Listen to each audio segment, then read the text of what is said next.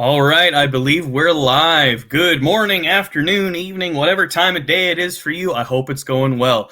Thank you all so much for joining us today. It's been a little while since we've been able to meet and have our talks discussion of late. So we are thrilled to do another one today for you. So for those who are new to the program, who haven't seen us before, let me introduce us all. So my name is Alex. I'm with the Washington Poison Center. I am co-hosting with Fiorella with the Virginia Poison Center.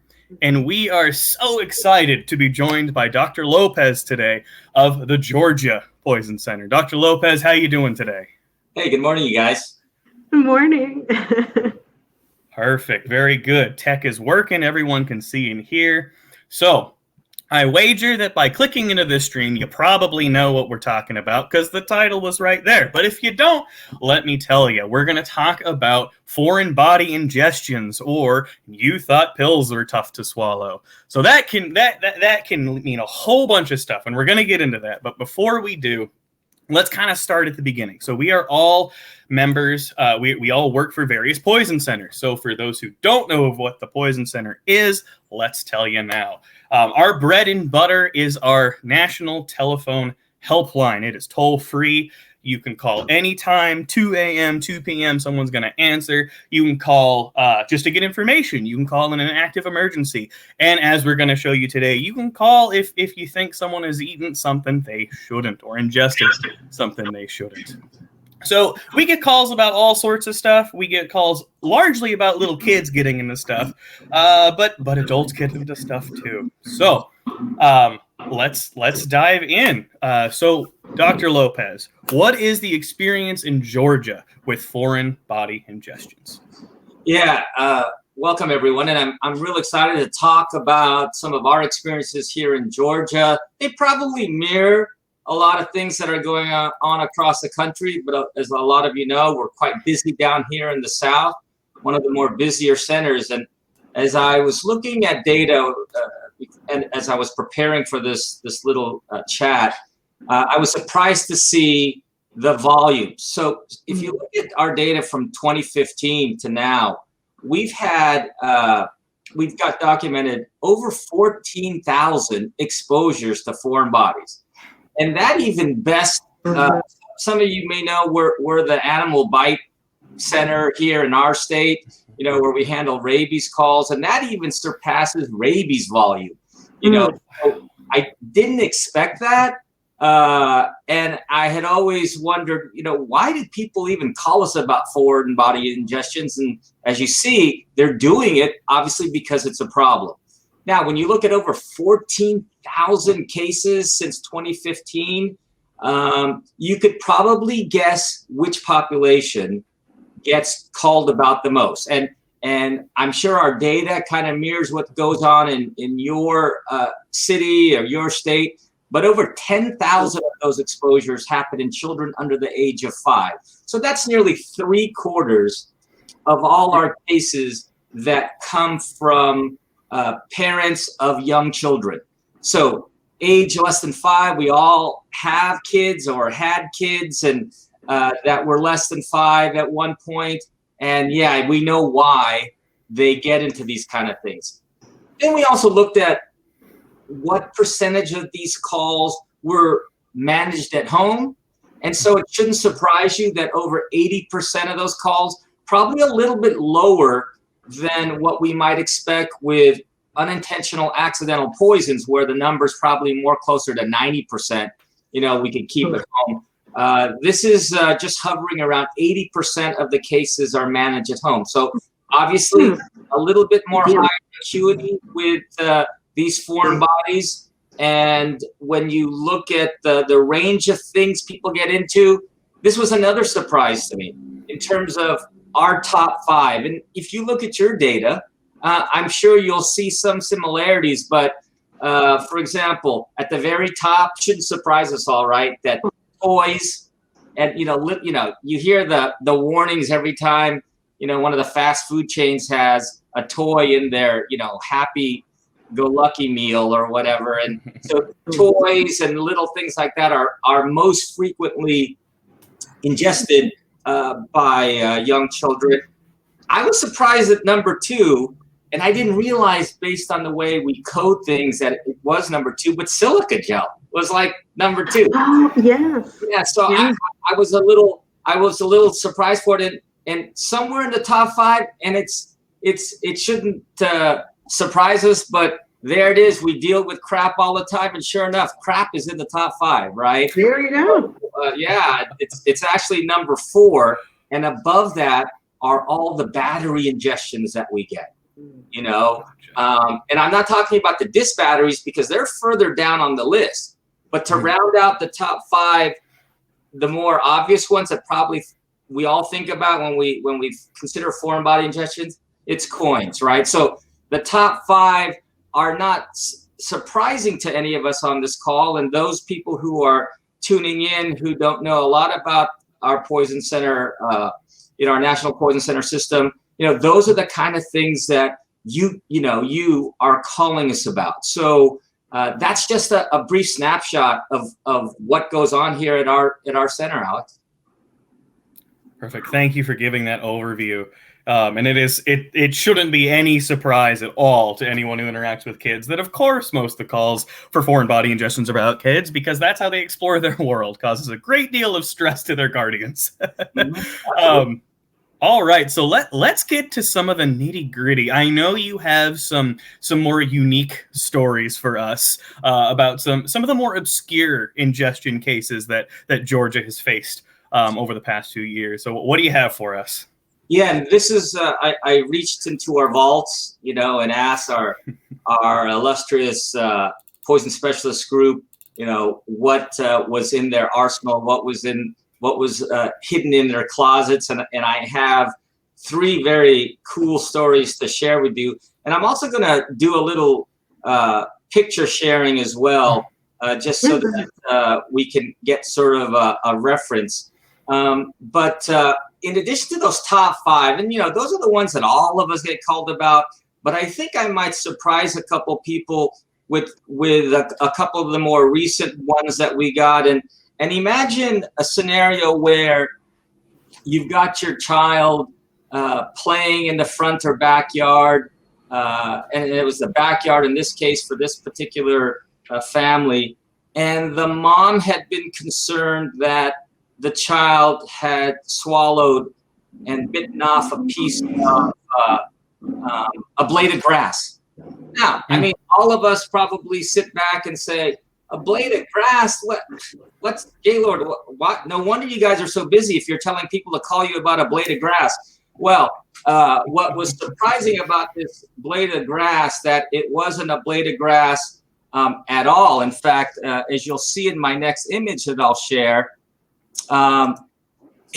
rather than a blade of grass, the kid bit into a little rough green snake.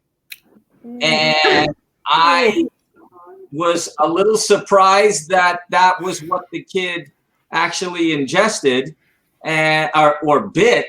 And of course, when you think about foreign bodies, I think I don't think there's a single one of us who would put a snake as a foreign body that a kid would eat. But as you can see in this image, that snake is rather small.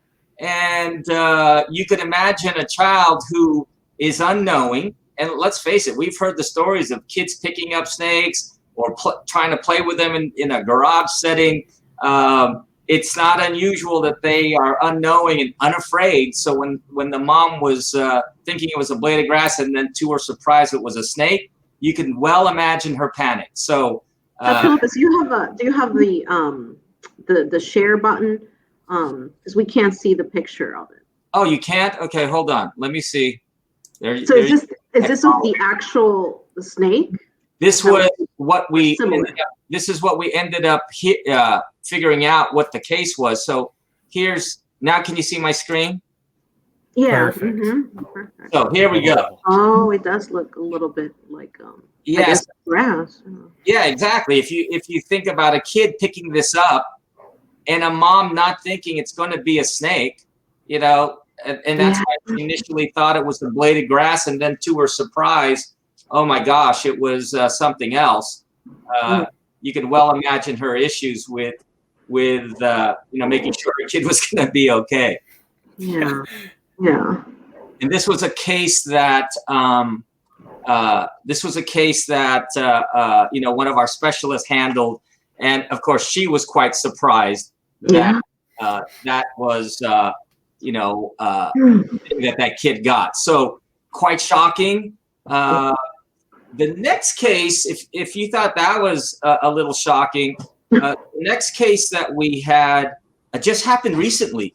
In fact, it was presented at NAC virtually last year by one of our specialists. And it was a case involving a kid getting into the contents of a shotgun shell. Now, we probably have had people who've ingested, bullets. And if you think about a shotgun shell, you'd be hard pressed to, if you put 10 people in a room and you ask them, what might be the contents of a shotgun shell, you probably won't get the right answer, right? And then when you looked it up and Googled it, you probably would realize, oh yeah, that makes sense. So as I share my screen again, this was a case we presented just recently. And so let's see if I can see it here. There, can you see that? Yes. Yes. So those pellets contain lead, of course. And it was a 5-year-old and her sibling, or his sibling, that allegedly got into this type of product. And the kid the two kids were subsequently sent in and x-rayed. And fortunately for one of the kids, the 7-year-old did not have any evidence of these pellets in their gut. However, the 5-year-old who hogged it all had over 60 pellets in their gut. And of course, what are we thinking about when we've got lead pellets? We're thinking about, lead poisoning, right? And no safe amount. Yeah. So, we were aggressive in trying to get this stuff out of their system. We had recommended whole bowel irrigation of that particular case. We ended up doing blood lead levels, and the first blood level that we were able to measure was one that was over 31. And so that's usually a trigger point where, you start thinking about, do I treat or not?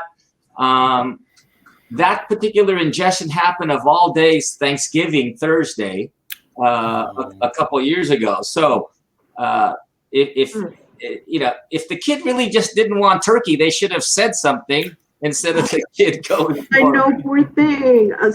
Did he recover?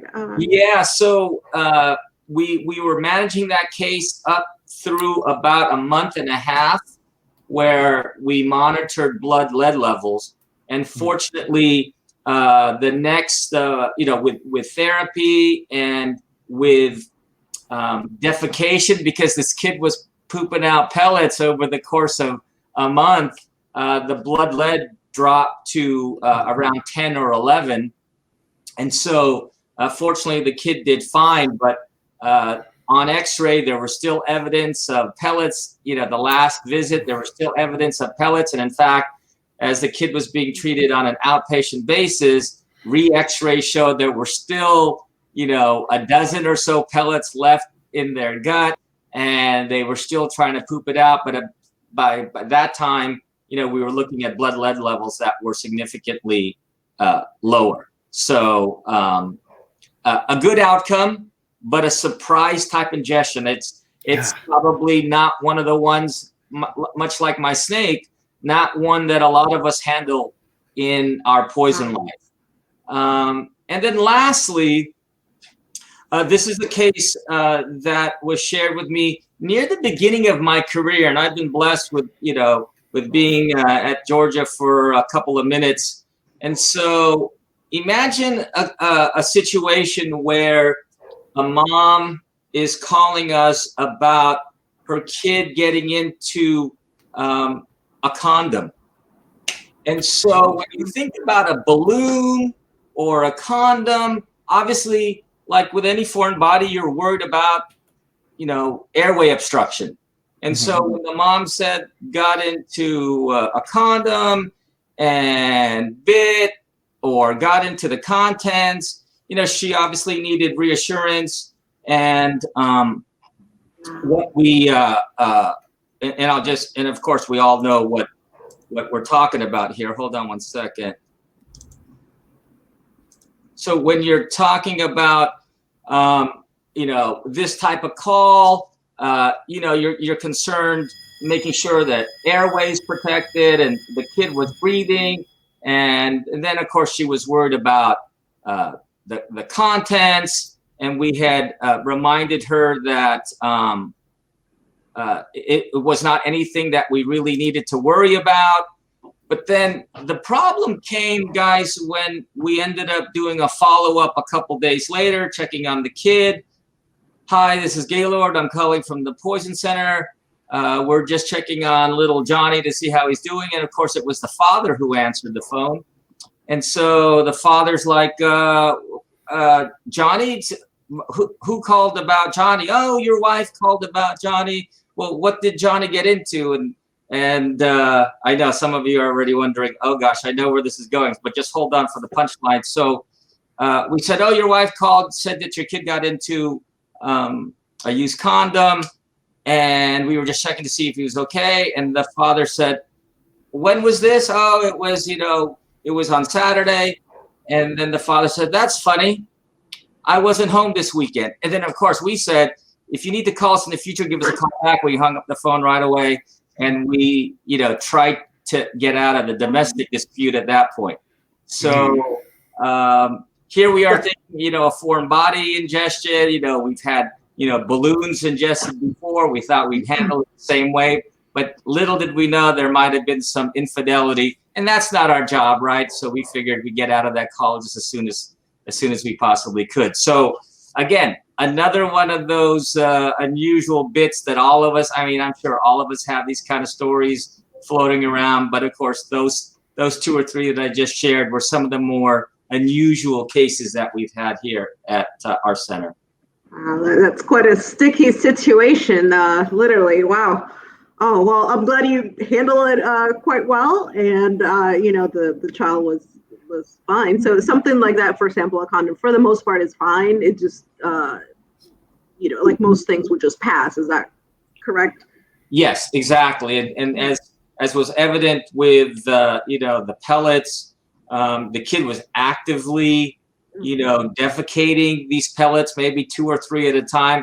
I'd as a parent, you want to make sure that stuff gets out. And imagine the job that you have to put on the parent of straining, so that became quite an ordeal. But when you're dealing with, 50, 60 of those pellets, it's going to be a while before those pellets all come out, because they didn't all come out during whole bowel irrigation or cleansing of the stomach. They still remain trapped in there. So it's just a matter of waiting for that stuff to come out. Wow. Wow. I'm a little speechless. Are you, Alex? Yeah, that's an alarming one. It does highlight, I think, some important considerations. And the first that's apparent to me is that, like you said, Dr. Lopez, one of the biggest concerns with foreign body ingestions is choking. It's blocking the airway. But a secondary concern is, well, once it's in there, what's it going to do? And if it's something like lead, that can obviously be of great concern. So even if someone gets into something, if someone ingests something, ingest a foreign body, and they aren't choking, it's still worth a call to the Poison Center, even if you think it's a blade of grass, because it could be a snake. Exactly.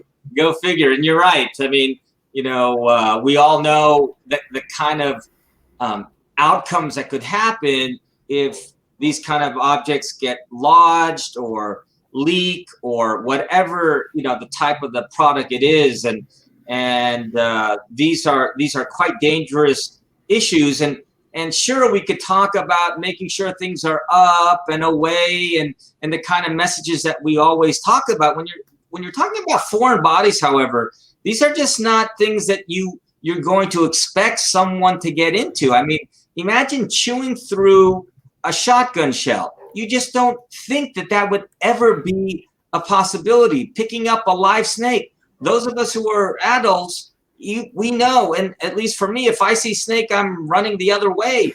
You know, we're not going there. And then obviously, you know, when you've got unusual items and look, with the curiosity factor and the mobility factor you mentioned, Alex, a little bit earlier, these are the kind of things we just have to be ready for as a parent, and having that 800 number is certainly key to getting that patient properly assessed and properly treated. Absolutely.